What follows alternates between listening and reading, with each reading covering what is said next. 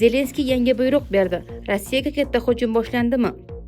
Rossiya va Ukraina urushi yana yangi bosqichga o'tmoqda. Ukraina prezidenti Vladimir Zelenskiy Rossiya hududlaridagi strategik harbiy va energetik obyektlariga zarba berishga ixtisoslashgan yangi uzoq masofali harbiy qo'mondonlik tashkil etilganini rasman e'lon qildi.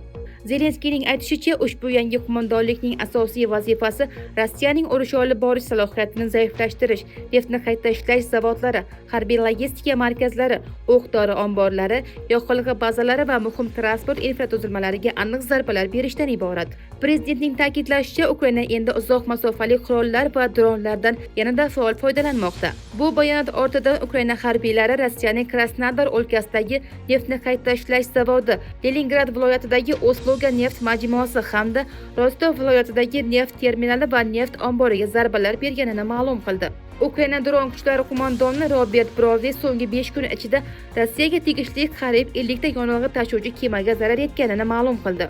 Uning so'zlariga ko'ra, ulardan 10 tasi Azov dengizida harakatlangan tankerlar bo'lgan. Agar bu ma'lumotlar to'liq tasdiqlansa, bu Rossiyaning dengiz orqali yoqilg'i tashish tizimiga berilgan eng yirik zarbalardan biri bo'lishi mumkin. Mazkur hujumlardan so'ng Rossiya Don Azov kanali orqali kemalar harakatini vaqtincha to'xtatdi. Shuningdek, Kerch bo'g'ozi orqali yangi kemalar o'tishi uchun arizalar qabul qilish ham vaqtincha bekor qilindi. Mutaxassislar bu qaror Rossiyaning neft va bug'doy eksportiga qo'shimcha bosim o'tkazishi mumkinligini ta'kidlamoqda. Biroq Moskva ham javobsiz qolmadi. Bugun 11-iyul kuni ertalab Rossiya Ukraina poytaxti Kiyevga ballistik raketa bilan hujum uyushtirdi. Shaharda ketma-ket portlashlar yuz berdi, ayrim binolar shikastlandi va yong'inlar sodir bo'ldi. Mahalliy rasmiylar favqulodda xizmatlar voqea joyida ishlayotganini ma'lum qildi.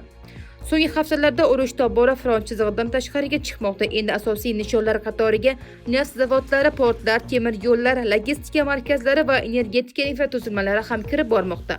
Tahlilchilarning fikricha, har ikki tomon raqibning iqtisodiy va harbiy imkoniyatlarini zaiflashtirish orqali ustunlikka erishishga urinmoqda. Shu bilan birga Zelenskiy g'arb davlatlarini Ukrainaga havo hujumidan mudofaa tizimlari, uzoq masofali raketalar va qo'shimcha harbiy yordamni tezlashtirishga yana bir bor chaqirdi. Rossiya esa harbiy operatsiyalar reja asosida davom etayotganligini bildirgan. Hozircha urushning qachon yakunlanishi aniq emas.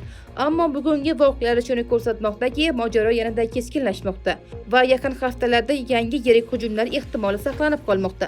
Sizningcha Zelenskiyning yangi uzoq masofali qo'mondonligi urush borishini o'zgartira oladimi?